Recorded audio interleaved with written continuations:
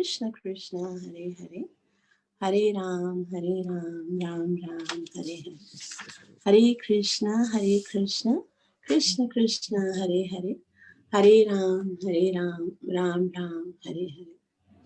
इस आध्यात्मिक स्वरूप में माता प्रवेश जी, करने से पहले वीडियो और थोड़ा मोबाइल टर्न करना पड़ेगा।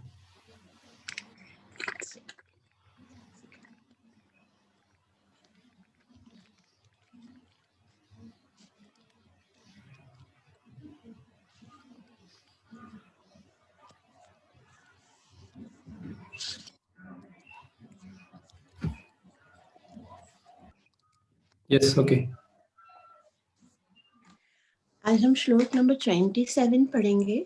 उससे पहले गुरु और गौरांग से कृपा की याचना करते हुए मंगलाचरण करेंगे, ताकि जो कुछ श्रवण करने वाले हैं उसका लाभ पूरा पूरा प्राप्त हो, जो कि है कृष्ण प्रेम की प्राप्ति। गुरवे गौरचंद्राय राधिकाय तदालये कृष्णाय कृष्णभक्ताय तद्भक्ताय नमो नमः। जय श्री कृष्ण चैतन्य प्रभु नित्यानंद, श्री अद्वैत गदाधर श्रीवासदि गौर भक्त वृंदा। हरे कृष्ण कृष्ण कृष्ण हरे हरे, हरे राम राम राम हरे हरे। ग्रंथराज श्रीमद् भागवतम महापुराण की जय, श्रीला प्रभुपाद की जय। 8वां स्कंद अध्याय 3, जिसका शीर्षक है गजेंद्र की समर्पण स्तुति। तो कल भगवान से गजेंद्र ने ये प्रार्थना की कि मैं तो आपको जानता नहीं हूँ, मुझे आपके वैभव के विषय में, आपके ऐश्वर्य के विषय में, आपके गुणों के विषय में कुछ पता नहीं है, लेकिन मैं सिर्फ आप इतना जानता हूँ कि ये जो संसार है, यो हम विश्व सृजम विश्वम अविश्वम विश्ववेदसम, ये जो पूरा संसार जिसने बनाया है, जिस पर टिका हुआ है, जो स्वयं संसार के रूप में है, लेकिन फिर भी वो इस संसार से भिन्न है, ऐसे विश्ववेदसम जो पूरे संसार के विषय में सब कुछ जानता है, विश्वात्मा अजम ब्रह्म प्रणतोस्मि, वो विश्व आत्मा है, उन्हीं के ऊपर ये पूरा विश्व जो है वो निर्भर करता है, वो अजन्मा है, ऐसे भगवान को मैं प्रणाम करता हूँ। तो यहाँ पर एक प्रश्न उठता है कि ये गजेंद्र जैसा मंदबुद्धि जीव है, लेकिन वो भी इतना तो स्वीकार कर रहा है कि भले मैं भगवान को जानता नहीं हूँ, लेकिन फिर भी कोई तो है जिसने पूरे इस विश्व की सृजन किया है, सृष्टि की है, जो इसको पाल रहा है, जो इसको संभाल रहा है, जो ये सब कार्य कर रहा है, जिसने ये जो पूरा विश्व जो है वो एक नियमित सिस्टम के अनुसार चल रहा है, तो कोई तो इसको चलाने वाला है। तो जब गजेंद्र इस बात को स्वीकार करते हैं, तो बहुत सारे ऐसे मनुष्य भी हैं जो कि इस बात को भी स्वीकार नहीं कर पाते, है ना। कितने सारे ऐसे मनुष्य हैं जो कि भगवान को स्वीकार नहीं करते, वो नास्तिक होते हैं, एथीस्ट होते हैं। तो उसका कारण क्या है? वो भगवान के पर्टिकुलर स्वरूप को ना माने, लेकिन वो एटलीस्ट इतना तो माने कि भगवान है, कोई तो है। लेकिन वो क्यों नहीं मानते हैं? क्योंकि उनका जो हृदय है वो इतना अशुद्ध हो जाता है तमोगुण और रजोगुण के कारण, कि वो इस बात को स्वीकार नहीं कर पाते। तो भगवान की स्वीकार करना भी एक बहुत बड़ी उपलब्धि है, कि हम भले भगवान कृष्ण के इस स्वरूप को स्वीकार न करें, लेकिन इतना तो जाने कि कोई ब्रह्म है। जैसे इसने बोला विश्वात्मानम अजम ब्रह्म, वो अजम है, ब्रह्म है, जो कण कण में व्याप्त है। इतना भी स्वीकार करने के लिए बहुत सारे पुण्यों की पूंजी की आवश्यकता है। और क्योंकि हमने बहुत सारे कर्म ऐसे किए होते हैं जिन कर्मों के रिजल्ट के कारण हमारे हृदय इतने अपवित्र हो गए होते हैं कि हम उस अपवित्र हृदय से भगवान को स्वीकार नहीं कर पाते हैं। तो इस बात को बता रहे हैं कि भगवान को स्वीकार कौन कर सकता है पॉजिटिव वे में, मतलब अम, क्योंकि भक्ति योग के बगैर तो भगवान को जानना संभव नहीं है। तो इसी बात को आज हम पॉजिटिव वे में, कल बोला था नहीं जान सकते, आज कौन जान सकते हैं, उसके विषय में पढ़ेंगे। वे कहते हैं योग रंधित कर्माणो, योग रंधित कर्माणो, हृदि योग विभावित, हृदि योग विभाविते, योग रंधित कर्माणो, हृदि योग विभाविते, योग रंधित कर्माणो, हृदि योग विभाविते, योगिनां यं प्रपश्यन्ति, योगिनां यं प्रपश्यन्ति, योगिनां यं प्रपश्यन्ति, योगेशं तं नतोऽस्म्यहम्, योगेशं तं नतोऽस्म्यहम्, योगेशं तं नतोऽस्म्यहम्। अभी शुरू से पढ़िए, म्यूट कर दीजिए अगर किसका माइक ऑन है तो, पहले सुन लीजिए। योगरन्धित कर्माणो, हृदि योग विभाविते, योगिनां यं प्रपश्यन्ति, योगिनां यं प्रपश्यन्ति, योगेशं तं नतोऽस्म्यहम्, योगरन्धित कर्माणो, हृदि योग विभाविते, योगिनो यं प्रपश्यन्ति, योगेशं तं नतोऽस्म्यहम्। तो यहाँ पर गजेंद्र कहते हैं योग रंधित कर्माणु, जब योग के द्वारा, यहाँ पर योग जो है स्पेशल भक्ति योग के विषय में बताया गया। योग का मतलब होता है भगवान के साथ संबंध जोड़ने के जो तरीके होते हैं। जैसे गीता में हम कैसे पढ़ते हैं, अलग अलग योग के द्वारा हम भगवान के साथ अपने संबंध को जोड़ते हैं। जैसे कर्म योग है, ज्ञान योग है, ध्यान योग है, या फिर ना हठ योग है। इसके द्वारा भगवान के साथ संबंध जोड़ा जाता है। तो योग से क्या होता है, जब जीव का संबंध कोई ना कोई क्रिया करके, जैसे हठ योग करके, या फिर ना यम नियम आसन, ये जो अष्टांग योग क्रिया करके, या फिर भक्ति योग करके, या कर्म योग करके, जब भगवान के साथ संबंध जोड़ता है जीव, तो क्या होता है, रंधित कर्माणु। रंधित का मतलब होता है समाप्त हो जाते हैं कर्म फल। योग रंधित कर्माओं का मतलब ऐसे व्यक्ति जिनके सकाम कर्म के फल भक्ति योग द्वारा जलाए जा चुके हैं। जब जीव भक्ति योग करता है, भक्ति योग मतलब जब हम भगवान के पवित्र नाम का जप करते हैं, भगवान की कथाओं को श्रवण करते हैं, भगवान की सेवा करते हैं, कोई कोई भी प्रकार की छोटी से छोटी सेवा यदि हम करते हैं, एकादशी का उपवास रखते हैं, या तुलसी की परिक्रमा करते हैं, जो भी सेवा हम करते हैं, उससे क्या होता है, रंधित कर्माणु, मतलब हमने जितने भी कर्म किए हैं, सकाम कर्म जो भी होते हैं फल देने वाले, उनके जो रिजल्ट हैं भक्ति योग के द्वारा, वो सब चल जाते हैं। क्योंकि जब तक हमारे पास कर्मों के रिजल्ट होंगे ना, तब तक उनको भुगतने के लिए आना पड़ेगा। तो भगवत धाम जाने के लिए सबसे मुख्य जो कार्य है वो क्या है, हमारे कर्मों का रिजल्ट 0 होना चाहिए। ना तो अच्छे कर्म बचने चाहिए और ना ही बुरे कर्म। अच्छे कर्म करने के रिजल्ट भोगने के लिए भी तो स्वर्ग में जाना पड़ेगा ना। भक्ति योग एक ऐसा योग है जिसके द्वारा कर्म बनते नहीं है, रिजल्ट नहीं होता है इसका। इसका जो भौतिक रिजल्ट नहीं होता, मतलब भक्ति योग का भी रिजल्ट होता है, ऐसा नहीं है कि हम भक्ति करेंगे तो उसके बदले में कुछ नहीं मिलेगा। लेकिन वो भगवत धाम में भगवान के साथ जो प्रेम है, भगवान के साथ जो संबंध हम निर्माण करेंगे, वो जो मिलेगा वो भक्ति योग के द्वारा। लेकिन बाकी जितने भी कर्म हैं, अगर उसका थोड़ा सा भी हिसाब किताब है, तो उसको भुगतने के लिए इस ब्रह्मांड के अंदर किसी लोक में जाना पड़ेगा। तो भक्ति योग के द्वारा क्या होगा, जो भी हमारे कर्म बंधन है, रंधित कर्माणु, और फिर उसके बाद हृदि योग विभाविता, और इस भक्ति योग के द्वारा हृदय यानी हृदय जो है योग भक्ति योग के द्वारा विभावित, हृदय जो है वो शुद्ध और निर्मल हो जाता है। तो यहाँ पर हमने जैसे पढ़ा कि बहुत सारे लोग जो हैं वो भगवान की सत्ता को भी स्वीकार नहीं करते। उनके 2 कारण हैं।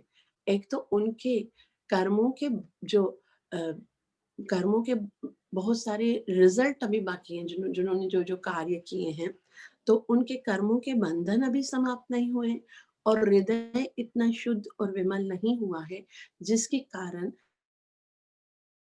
वो को स्वीकार नहीं कर पाते। तो ये दोनों कैसे होंगे? पहले योगारंभित कर्माणु, पहले भक्ति योग के द्वारा हमारे कर्मों के सारे बंधन समाप्त होंगे। फिर हृदि योग विभावते, जैसे जैसे हम योग करते जाएँगे, भक्ति योग करेंगे, जप करेंगे, ध्यान करेंगे, श्रवण करेंगे, तो उससे क्या होगा? हृदय जो है वो साफ होता जाएगा, है ना? श्रवताम स कथा कृष्ण पुण्य श्रवण कीर्तन हृदयंतस्थो ह्य भद्राणि विदुनोति सुहृदसाम।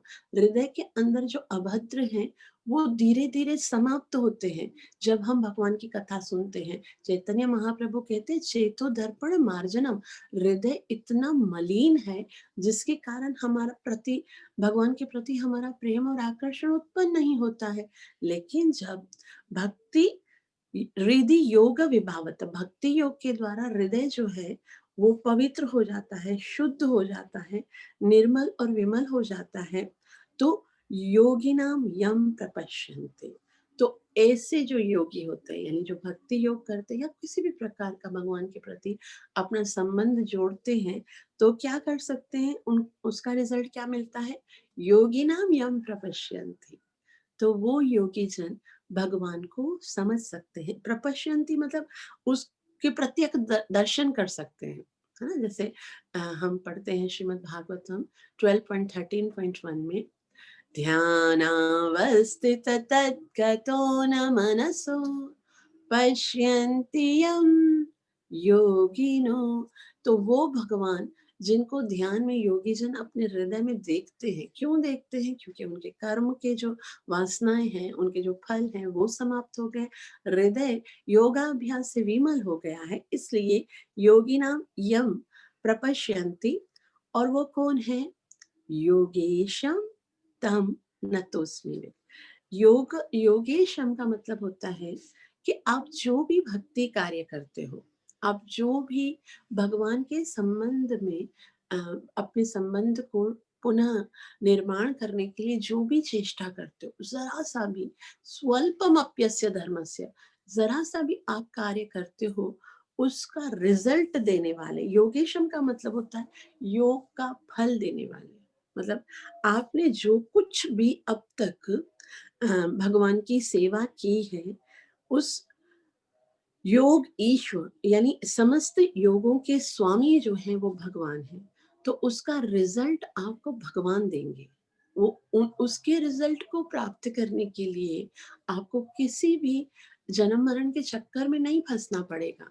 आपको जो जो भी भक्ति का कार्य है, जो भी जैसे जैसे एक छोटी सी एग्जाम्पल से हम समझ सकते हैं कि इस भौतिक जगत में आप यदि किसी के लिए कोई कार्य करते हो, कोई अगर किसी कोई नौकर या कोई सेवक या सर्वेंट जो है वो कहीं पर भी जॉब करता है, वो समय देता है ना, भाई 1 घंटा मुझे यहाँ काम करना है, 1 घंटा ये काम करना है, तो उसका जोड़ा जाता है।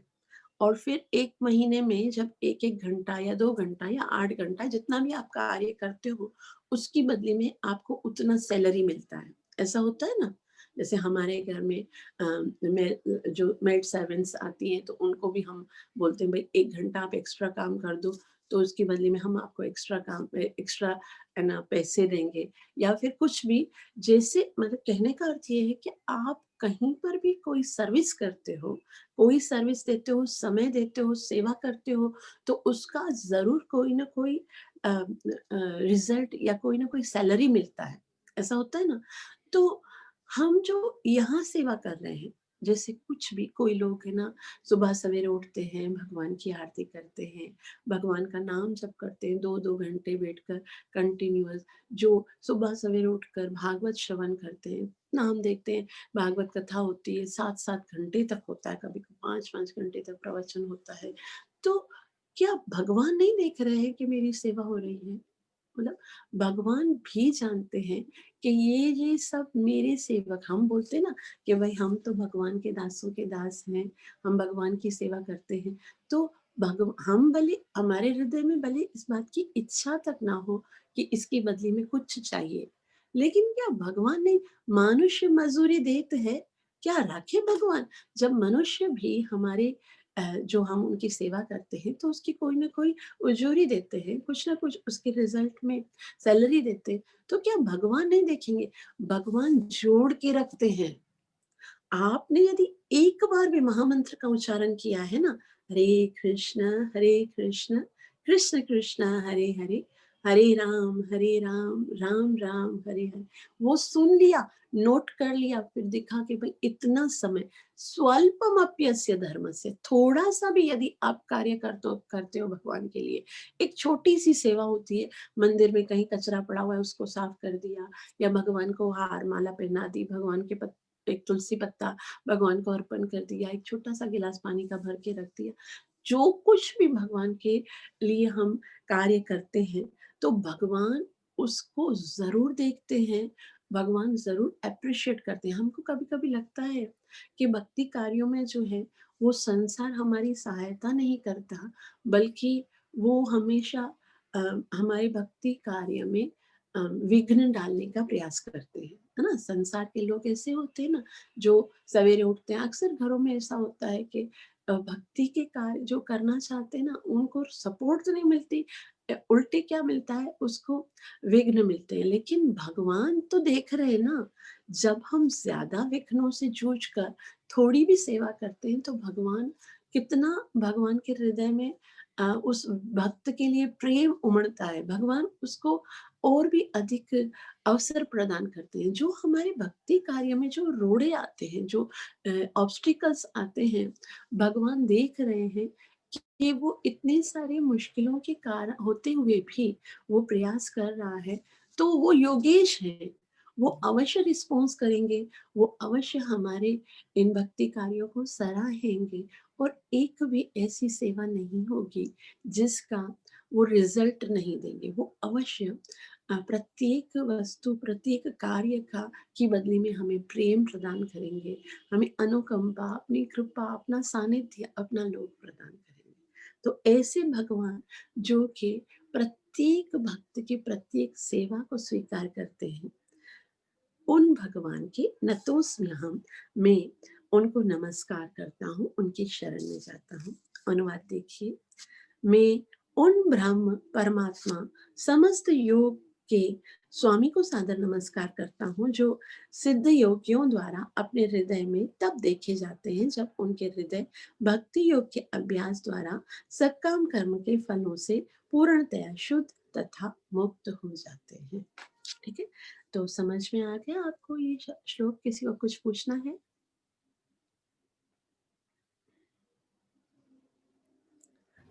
हरे कृष्ण माता जी। यस। माता जी, अगर मतलब जो भक्त नास्तिक है, मतलब सॉरी, जो लोग नास्तिक हैं, भगवान का अस्तित्व को नहीं मानते हैं, उनका हृदय अशुद्ध है, रजोगुण और तमोगुण से उनकी मतलब पूरा छाया हुआ है, आपने बताया, तो क्या ऐसा हो सकता है कि कोई सत्वगुण में है, मतलब जो कि जिसका मतलब वो मॉर्निंग उठता है, ऐसा करता है, लेकिन वो फिर भी नास्तिक है, वो भगवान के अस्तित्व को नहीं मानता है, ऐसा हो सकता है क्या? हाँ, हाँ, सत्वगुण में है बिल्कुल हो लेकिन सकता है। नास्तिक है। वो सत्वगुण में रहकर भी तमोगुण में है। हम असल में ये सारे गुण हम किसी भी गुण में है ना, अगर हम भगवान को नहीं मानते हैं ना, तो हम तमोगुण में ही हैं। तमोगुण का मतलब ये नहीं है कि वो सिर्फ कार्य ऐसे करता रहे, कि वो नशा करता है या वो मॉर्निंग में नहीं उठता है। तमोगुण का मतलब होता है अज्ञान। जब तक जीव के हृदय में अज्ञान है ना, जब तक अज्ञानता का क्या मतलब होता है? अज्ञान, ज्ञान एक ही है कि मैं शरीर नहीं हूँ, मैं आत्मा हूँ, मैं भगवान का दास हूँ, ये ज्ञान है। और जब तक इस ज्ञान को स्वीकार नहीं करता, तब वो चाहे कार्य चाहे कितने भी पॉजिटिव कर रहा है, लेकिन इस बात को स्वीकार नहीं करता है कि मैं भगवान का दास हूँ, मैं आत्मा हूँ, मैं भगवान का अंश हूँ, मुझे भगवान की सेवा करनी है, मेरा उद्देश्य ये ज्ञान है। और जो इस ज्ञान से दूर है, वो तमोगुण में है, भले वो कार्य कितने ही पॉजिटिव कर रहा है। तो नास्तिक हो सकता है डेफिनेटली, जब तक वो इस बात को स्वीकार नहीं करता है। हमको लगता है कि भाई ये कितना सोफिस्टिकेटेड है, ये मॉर्निंग उठता है, ये है ना, या फिर दूसरे कार्य इतने सोशल वर्क्स करता है, वेलफेयर के वर्क्स करता है, लेकिन ये भगवान को नहीं मानता, तो वो सत्वगुण में नहीं है। सत्वगुण का मतलब ये है कि उसको ज्ञान हो। सत्वगुण से बोलते हैं सत्वम ज्ञानम संजायते। सत्वगुण जो है उससे ज्ञान उत्पन्न होता है कि मैं ये शरीर नहीं हूँ, मेरा कोई भगवान है जिससे मेरा कोई संबंध। वो कौन है वो बाद में शुद्ध सत्व से आएगा, लेकिन इतना तो उसको मानना पड़ेगा अगर वो सत्वगुण में है तो। बाकी एक्टिविटीज सीधे सीधे होते होते आखिर उसको समझ में आ जाएगा जब उसके कार्य अच्छे होंगे। और फिर अगर वो किसी भक्त के साथ मिलता है, मतलब ये बहुत जरूरी है कि हमारा संपर्क किसी भक्त के साथ हो, किसी वैष्णव के साथ हो। फिर आप चाहे तमोगुण में भी होते हो ना तो भी जल्दी से, लेकिन अगर एसोसिएशन जो है वो शुद्ध व्यक्तियों के साथ नहीं होती है ना, फिर हम सत्वगुण में रहकर भी वही कार्य करते हैं। एसोसिएशन का बहुत फर्क पड़ता है। Okay, thank you. पढ़िए, आप पढ़ना शुरू कीजिए, शाबाश। शुरू से? नहीं, ये श्लोक को पहले पढ़ लीजिए। ओके। योगरन्धित कर्माणो हृदि योग विभाविते योगिनो यं प्रपश्यन्ति योगेशं तं नतोऽस्म्यहम्। हरे कृष्णा। प्रश्न है कि हमें कैसे खबर पड़े कि हम जो कार्य कर रहे हैं उससे भगवान प्रसन्न है या नहीं है? पता नहीं। भगवान प्रसन्न, मैं भी यही सोचती हूँ कि पता नहीं भगवान सेवा से प्रसन्न है या नहीं है। लेकिन ऐसा बताते हैं वैष्णव जन कि यदि हम कोई सेवा कर रहे हैं और उसकी बदली में भगवान के प्रति हमारा प्रेम और आकर्षण बढ़ रहा है, तो इसका मतलब है जैसे भगवान के प्रति मतलब हमारा नाम जप के प्रति, हमारा श्रवण के प्रति, हमारा अध्ययन के प्रति या भगवान की सेवा के प्रति हमारा आकर्षण बढ़ रहा है, तो मतलब कि भगवान प्रसन्न है। लेकिन वो बढ़ रहा है वो भी हमें पता नहीं चल रहा होता है कि पता नहीं ऐसा हो रहा है। तो हमको है ना क्या करना है, जो गुरु आदेश है उनके अनुसार कार्य करना है। इस बात को भी हम भले ना सोचें कि भगवान पता नहीं प्रसन्न हो रहे या नहीं हो रहे, हमें अपनी ओर से 100% देना है। जैसे एक छोटी सी गिलहरी है, उसका उसके अंदर यही सामर्थ्य है कि वो एक रेत का कण लेकर उस सेतुबंध में रख सकती है। बस उसको ये नहीं पता कि श्री राम को ये कार्य अच्छा लगेगा या नहीं लगेगा। उसको पता है मेरी क्षमता इतनी है, मुझे ये सेवा करनी है। बाकी श्री राम को अच्छा लगता है नहीं लगता है, ये तो वो तो सर्वज्ञ है ना, वो योगेश है। मैं उनके लिए कुछ करना चाहती हूँ, मैं उनके लिए ये कार्य कर रही हूँ। उसकी बदले में भले वो नहीं दे मुझे कुछ, लेकिन मैं इस बात से ही सैटिस्फाइड हूँ कि मैं अपनी ओन से 100% लेकर उनके लिए कोई सेवा करने का प्रयास कर रही हूँ। तो भले अ, भगवान प्रसन्न है या नहीं है वो तो भगवान ही जानते हैं। ना जाने कौन सी बात पर दयानिधि रीझ जाते हैं। पता नहीं उनको क्या अच्छा लगता होगा। हम जो सेवा कर रहे हैं, हम जो नाम जप कर रहे हैं, क्या क्या क्वालिटी है हमारी सेवा की। मैं पर्सनली अपने बारे में यदि कहूँ तो कोई क्वालिटी नहीं है सेवा में। नाम जप में कोई रुचि नहीं है, और श्रवण आदि कार्य भी हम ऐसे कर रहे होते हैं जैसे पता नहीं भगवान को अच्छा लगता है या नहीं लगता है, लेकिन इतना तो है कि हम अपनी ओर से 100% देने का प्रयास कर रहे हैं, तो शुद्ध भी हो जाएँगे। देखो यहाँ पर साफ-साफ बताया कि जैसे-जैसे आप भक्ति योग में जुड़ते हो, तो रंधित कर्मणो, आपके कर्मों के रिज़ल्ट जो है वो भी भिन्न हो जाते हैं, और साथ में हृदि योगम, हृदय के अंदर जो अपराध हैं, जो अनिष्ट हैं, जो विकार हैं, वो स्वतः हृदि वो शुद्ध हो जाएगा, निर्मल हो जाएगा। और उसके बाद योगिनाम यम प्रपश्यन्ति, जब हमारा हृदय भी शुद्ध हो जाएगा, कर्म भी शुद्ध हो जाएंगे, तो अवश्य भगवान हमसे प्रसन्न होंगे और फिर हमें अपने पास बुलाएंगे, हमें अपना प्रेम प्रदान करेंगे। क्लियर हरे है कृष्ण प्रभु? माता जी। हरे कृष्ण माता जी। जी माता जी। हरे कृष्ण। हाँ, हरे माता जी, कृष्ण। ये योगिनोम यम प्रपश्यन्ति का मतलब कि भगवान हमसे खुश होंगे। मेरे को इस सिर्फ इस लाइन का मतलब वर्ड्स का समझ नहीं आया। योगिनो यम प्रपश्यन्ति।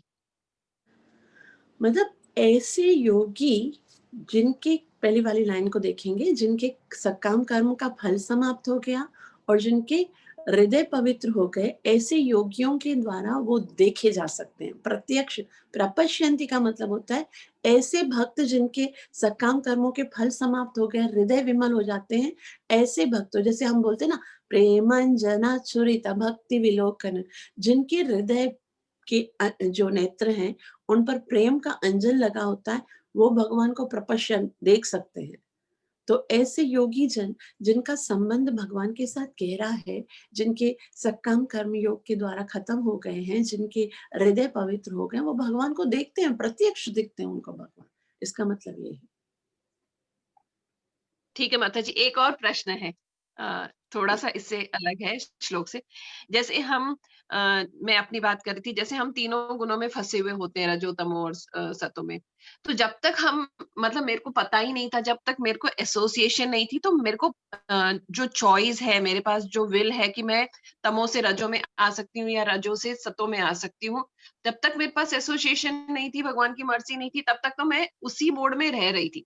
तो फिर उन लोगों को क्या, जो अभी तमोगुण में है या रजोगुण में, उनको पता ही नहीं है, उनको एसोसिएशन ही नहीं मिल रही, तो वो अपने विल कैसे राइट डायरेक्शन में यूज़ कर सकते हैं? तो क्या ये भी कृपा से मिलती है, मर्सी से, या फिर क्या है? मेरे को बहुत समझ में नहीं आ रहा। 2-3 दिन से सुन रही हूँ, तो थोड़ा। ऐसे देखो, सबसे पहले हम मनुष्य बने हैं। ठीक है? मनुष्य बने हैं तो हमारी कुछ रिस्पॉन्सिबिलिटीज़ भी हैं कि जो हमारे शास्त्र हैं उनको पढ़ें। जैसे आप, जैसे संसार में हम आते हैं मनुष्य बनकर, तो हमारे पास बहुत सारे कार्य करने के लिए होते हैं। हम बच्चों को, छोटा बच्चा होता है उसी को हम बोलते हैं भई आपको स्कूल में जाना है, आपको पढ़ना है, आपको ये सीखना है, एजुकेशन प्राप्त करना है, हायर एजुकेशन के लिए। तो मनुष्य बने हैं तो हमको इतना तो जानना चाहिए कि ये शास्त्र किसके लिए भगवान ने लिखे हैं। है ना? अगर एक कोई व्यक्ति है, कोई रोगी है और वो सोचे भई मैं तो रोगी हूँ और मुझे पता भी नहीं है कि इस रोग का डॉक्टर कहाँ पर मिलेगा, कौन इसको है ना रोग को दूर करेगा, मैं तो इसलिए घर पे आराम से बैठा हूँ, मुझे एसोसिएशन ही नहीं मिली किसी ऐसे डॉक्टर के साथ मेरा पाल। अरे आपको खुद जाना चाहिए ना उस डॉक्टर को ढूँढने के लिए। हम मनुष्य बने, हमको पहले शास्त्र को समझने के लिए पहला कार्य करना है, गुरु ढूँढना है। हम भौतिक एजुकेशन के लिए कितना ज़्यादा ईगर होती है। छोटा-सा बच्चा होता है 5 साल, उसको भेज देते हैं, जाओ तुम एजुकेशन प्राप्त करो। आध्यात्मिक एजुकेशन की कोई, तो ignorance is not means that you will be free from the law. ये अगर हमको पता नहीं है या हमने एसोसिएशन तो हमको खुद क्रिएट करनी है ना। आज आपने विल किया ना कि भाई मुझे ना भगवत धाम की ओर जाना है। जब आपके हृदय में थोड़ा-सा भी इच्छा होती है ना, उसी समय भगवान आपको प्रोवाइड करते हैं। तो लेकिन जब जब तक हम इच्छा ही नहीं करते हैं कि भई हमें भगवान को समझना है या हमें भगवान भक्ति की ओर जाना है, तब भगवान देखते हैं, भगवान कहते हैं यो यो याम याम तनं भक्तः श्रद्धयार्थितुमिच्छति तस्य तस्य अचलां श्रद्धां तामेव वेददाम्यहम्। 7.22 में कहते हैं, भगवान कहते हैं कि अगर आप नहीं चाहते हो मेरी शरण में आना, अगर आप देवताओं की शरण में जाते हो, मैं भगवान स्वयं कहते हैं, तब उसको ऐसी श्रद्धा मैं प्रोवाइड करता हूँ जिससे वो उसी देवता की पूजा करे। लेकिन पहला कदम आपको उठाना पड़ेगा। मनुष्य बनते हैं ना, उस टाइम ये गारंटी मिलती है कि जब आप चाहो तो आप भगवान की भक्ति करके भगवान को प्राप्त कर सकते हो। तो ये ज़िम्मेवारी हमारी है। कृपा इतनी है, भ हम बोले भई भगवान की कृपा होगी, एसोसिएशन मिलेगा। कृपा इतनी नहीं हो गई। भगवान ने मनुष्य का जीवन दिया, भगवान ने शास्त्र दिए, भगवान ने गुरु दिया, भगवान ने बुद्धि दी, तो इन सबको यूज़ करके तो हमें एक राइट पाथ तो हमें खुद से लेना है ना। ये तो हमारी मर्ज़ी है ना कि हम आज भी, आपको पता चल गया ना, आपको पहले तो आप कह रहे हो कि मुझे पता नहीं था कि मैं किस तरह से गुणों को पार करके सतों में आऊँ, फिर भक्ति करूँ। आज भी आपके ऊपर है। पता चल गया ना, अभी भी आपके ऊपर है। अगर आप नहीं करना चाहते हो तो फिर आप नीचे भी जा सकते हो, आप करना चाहते हो तो आप ऊपर भी जा सकते हो। तो सारा का सारा श्री प्रभुपाद जी कहते हैं everything is depends on your own desire. मनुष्य जो भी कर रहा है उसकी अपनी इच्छा के ऊपर है और भगवान क्या करते हैं, उसकी इच्छाओं को पूरा करने के लिए उन्हें साधन प्रदान करते हैं। तो इच्छा जो है वो हमारी अपनी होगी कि हम भगवान को प्राप्त करना चाहते हैं। फिर भगवान जो है वो प्रोवाइड करते हैं, एसोसिएशन खुद ही प्रोवाइड करते हैं। ये क्लियर है माता जी? हाँ, माताजी क्लियर है, पर जो इतने तमोगुण में घुसे हुए हैं, उनको पता ही नहीं है कि ऋषि की शास्त्र भी होते हैं, कि इच्छा भी नहीं उनके मन में जागृत होती कि मुझे इच्छा भी करनी है कि मुझे जानना है कि मुझे गुरु करना है, तो फिर उनका क्या? मतलब उनके ऊपर मर्ज़ी ही नहीं है। नहीं, नहीं, उनकी उनकी जिन ऐसे बोलते हैं, धर्मो ही एको अधिको विशेषः। मनुष्य और जानवर के अंदर यही तो एक फ़र्क है कि मनुष्य को ये पता होना चाहिए धर्म क्या है। अगर उसको नहीं पता है तो भगवान ने दे दिया उसको मनुष्य का जन्म, लेकिन वो क्या कर रहे हैं, वो जानवर की तरह जी रहे हैं। धर्म के विषय में जानने की जिज्ञासा नहीं है। ऐसे बोलते हैं ना कि आहार निद्रा भय मैथुनम सामान्य एतत् पशुभिर्नराणाम। वो अगर खाली आहार निद्रा भय मैथुन में लगे हुए हैं, यदि वो सिर्फ इतना ही कार्य करते हैं, वो उनको पता ही नहीं है कि क्या धर्म है, then there is not any difference between dead persons and animals. उनको भगवान ने मनुष्य का शरीर दिया, लेकिन वो जी रहे हैं जानवरों की तरह से। तो ये भी उनकी अपनी इच्छा है, इसमें भगवान की कोई गलती नहीं है। बुद्धि भगवान ने उनको भी दी है, इसलिए जिनको बुद्धि मिली है, जिनको वो भले भक्ति नहीं कर रहे हैं, लेकिन कोई ना कोई तो कार्य कर रहे हैं ना बुद्धिमान है कि इतने बड़े बड़े इन्वेंशंस करते हैं, इतने बड़े बड़े साइंटिस्ट होते हैं, वो होते हैं, उनको भी पता नहीं है, तो अपनी बुद्धि को गलत वे में यूज करके बस इस संसार में किस तरह से सोफिस्टिकेटेड और लग्जरियस लाइफ गुजारी जाए, इसके लिए सोचते हैं। तो फिर क्या फर्क है उनमें और जानवरों में? तो इसीलिए शास्त्र है कि भले उसको पता नहीं है कि मुझे शास्त्र पढ़ना है, लेकिन फिर भी भगवान ने तो पूरा साधन दिया है ना। अगर आपको आपके सामने सारी प्लेट्स में सब कुछ रखा हुआ है, सब्जी रखी, राइस रखी, रोटी रखी, 56 भोज रखा है, लेकिन आप अगर बोलते हो भाई मुझे पता ही नहीं है, मैं जिज्ञासा ही नहीं कर रहा हूँ, मैं भूखा हूँ, भूखे रहकर आप अपने साथ तो अत्याचार कर रहे हो ना। सामने सब कुछ है, आप आगे बढ़ो और खाओ। भगवान ने तो उनके ऊपर कृपा की है, सब कुछ दिया है, वो खुद आगे नहीं बढ़ रहे हैं। बुद्धि के कारण मनुष्य जो है अगर चाहे, अगर इच्छा भी खाली करे कि मैं क्यों मनुष्य बना हूँ, क्योंकि पहला मनुष्य यही सोचता है ना कि मैं क्यों बना, मुझे क्या करना चाहिए, तो भी भगवान उसके लिए रास्ते खोल देते हैं। तो मर्सी तो भगवान की उसी दिन हो गई है जिस दिन मनुष्य का देह मिला है। ये जो मनुष्य का देह है वो बहुत ही 84 लाख योनियों में सुकृति करने के उपरांत मिलता है, और इसमें डेफिनेटली बुद्धि होती है, लेकिन हम उस बुद्धि का यूज नहीं कर रहे हैं, तो इसमें भगवान की क्या गलती है? थैंक यू माताजी, thank you. Hare Krishna, clear हो गया। यस, कोई पढ़े इसको, बाकी हमारे पास 2-3 मिनट्स हैं। हरे कृष्ण दीदी। जी। योगरन्दित कर्माणो हृदि योग विभाविते योगिनो यं प्रपश्यन्ति योगेशं तं नतोऽस्म्यहम्। नाइस। और एकता माता जी आप पढ़ो। हाँ जी। योगरन्दित कर्मणो हृदि योग विभाविते योगिनो यं प्रपश्यन्ति योगेशं तं नतोऽस्म्यहम्। नाइस। और कौन पढ़ेगा? हरे कृष्ण माता जी। Yes brother. योगरन्दित कर्माणो हृदि योग विभाविते योगिनो यं प्रपश्याति योगेशं तं नतोऽस्म्यहम्। नाइस। काजल आप पढ़ो। योगरन्दित कर्माणो हृदय योग विभाविते योगिनो यं पश्यन्ति योगेशं तं नतोऽस्म्यहम्। यस। और कोई पढ़ेगा? हरे कृष्ण नीतू माता। माता। यस आप पढ़िए।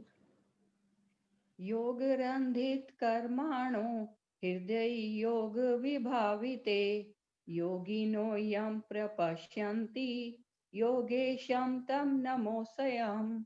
नतोस्म्यहम्। नतोऽस्म्यहम्। नतोस्म्यहम् मतलब नमन करता हूँ। और कोई पढ़ेगा? वेल, समय भी समाप्त हो गया। श्रील प्रभुपाद जी के शब्द में कुछ पढ़ते हैं, तब तक चलता है तब तक। श्रील प्रभुपाद जी कहते हैं, गजेंद्र ने इतना ही स्वीकार किया कि कोई ना कोई ऐसा ऐसा होगा जिसने इस ब्रह्मांड की रचना की है और इसको अव्यय प्रदान किए हैं। इतना तो हर एक को, यहाँ तक कि एक कट्टर नास्तिक को भी मान लेना चाहिए।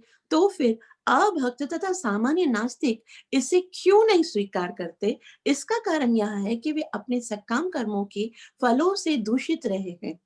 मनुष्य को एक के बाद एक संपन्न किए गए सकाम कर्मों के फलस्वरूप हृदय में जमी हुई धूल से मुक्त होना चाहिए। उसे भक्ति योग के अभ्यास से इस धूल को धो डालना चाहिए। योग रंधित कर्माणु। जब तक मनुष्य भौतिक प्रकृति के रजो तथा तमो गुण से आच्छादित है, तब तक भगवान को जान पाने की कोई संभावना नहीं है। तदा रजस तमो भावो काम लोभादयश्चये। जब मनुष्य रजो तथा तमोगुण से मुक्त हो जाता है, तो वह सकाम तथा लोभ जैसे निम्नतम दुर्गुणों से मुक्त हो जाता है। आजकल ऐसी बहुत सी योग की पाठशालाएं हैं जो लोगों को योग के अभ्यास से काम तथा लोभ विकसित करने के लिए प्रोत्साहन देती हैं। अतएव लोग तथाकथित योग अभ्यास के लिए अत्यंत लालायित रहते हैं, किंतु योग की वास्तविक विधि यहाँ पर वर्णित है, जैसा कि अधिकृत रूप से श्रीमद् भागवतम 12.13.1 में बताया गया है। ध्यानावस्थित तद्गतेन मनसा पश्यन्ति यम योगिनो। योगी वह है जो भगवान के चरण कमलों का सदैव ध्यान करता है। इसी की पुष्टि ब्रह्म संहिता में भी हुई है। प्रेमांजनाश्रिता भक्ति विलोचनेन संतः सदैव हृदयेषु विलोकयान्ति यम श्याम सुंदरम अचिंत्य गुण स्वरूपम गोविंदम आदि पुरुषम तमहम भजामि। अर्थात मैं आदि भगवान गोविंद का की पूजा करता हूँ, जो साक्षात श्याम सुंदर या कृष्ण हैं, जिनके गुण अचिंत्य हैं एवं असंख्य हैं, जिन्हें शुद्ध भक्त अपने हृदयों में प्रेम रूपी